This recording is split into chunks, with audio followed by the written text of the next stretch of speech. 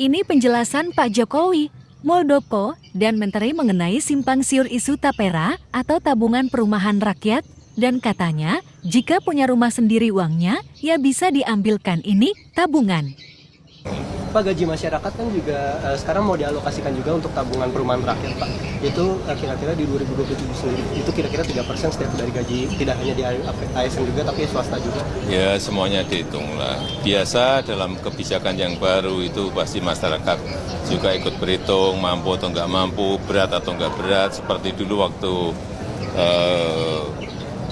BPJS di luar yang BPI yang gratis 96 juta kan juga rame, tapi setelah berjalan kan saya kira merasakan manfaatnya bahwa rumah sakit tidak dipungut biaya, hal-hal seperti itu yang akan dirasakan setelah berjalan. Kalau belum biasanya pro dan kontra. Jadi saya ingin tekankan, tapera ini bukan potong gaji atau bukan iuran. Tapera ini adalah tabungan. Di dalam undang-undang memang mewajibkan, ya mewajibkan. Ada undang-undang yang mengatakan mewajibkan. Tetapi bentuknya nanti bagi mereka yang sudah punya rumah bagaimana? Apakah harus membangun rumah? Nah, tadi kita diskusi di dalam. Nanti pada ujungnya kalau pada usia pensiun selesai itu bisa ditarik dalam bentuk uang yang fresh dengan apa pemupukan yang terjadi. Pemupukannya seperti apa nanti silakan bertanya. Ya, itu. Berikutnya, teman-teman sekalian,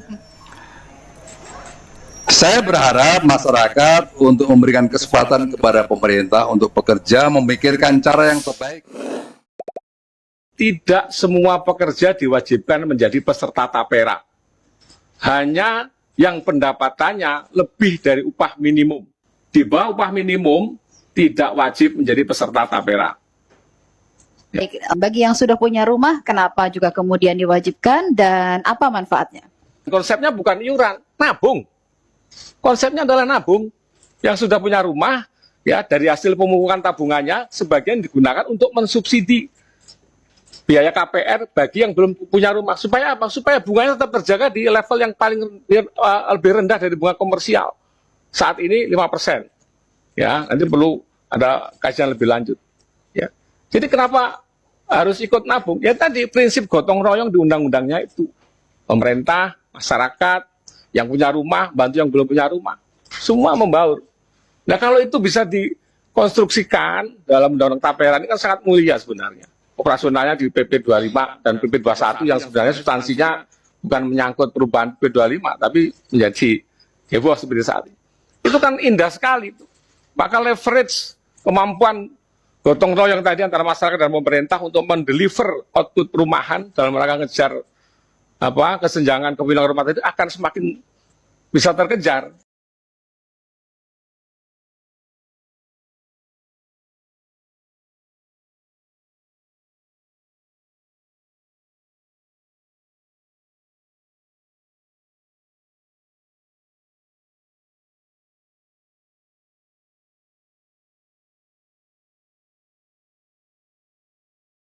Ini penjelasan Pak Jokowi, Muldoko, dan Menteri mengenai simpang siur isu tapera atau tabungan perumahan rakyat, dan katanya jika punya rumah sendiri uangnya, ya bisa diambilkan ini tabungan.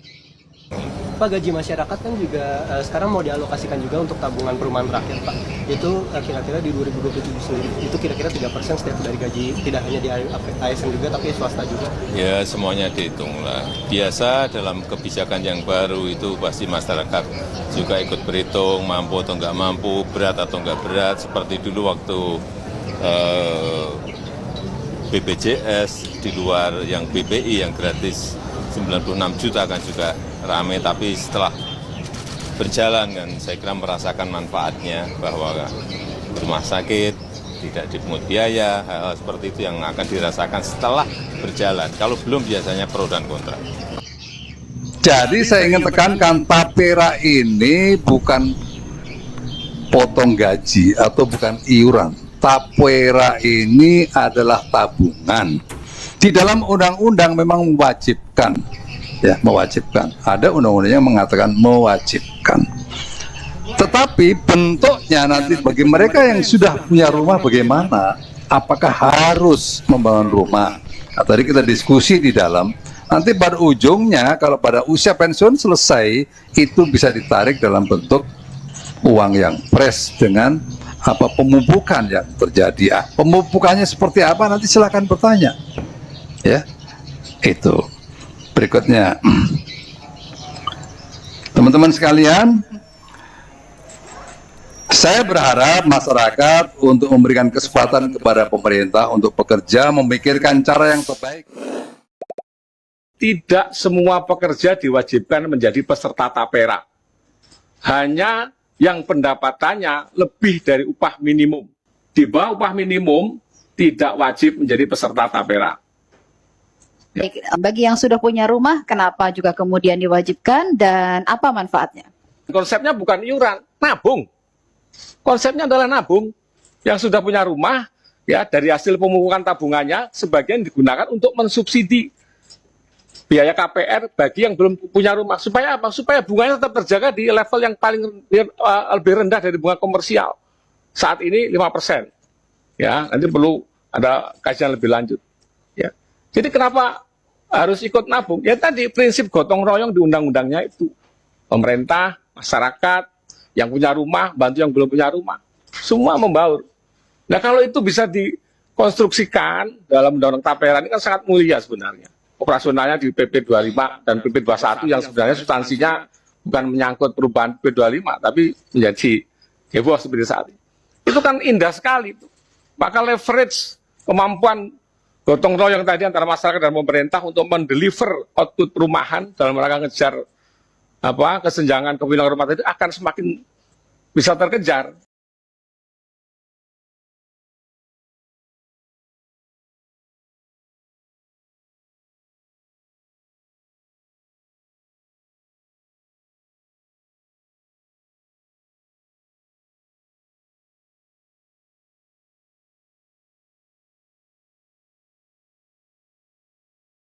Ini penjelasan Pak Jokowi, Muldoko, dan Menteri mengenai simpang siur isu tapera atau tabungan perumahan rakyat, dan katanya jika punya rumah sendiri uangnya, ya bisa diambilkan ini tabungan.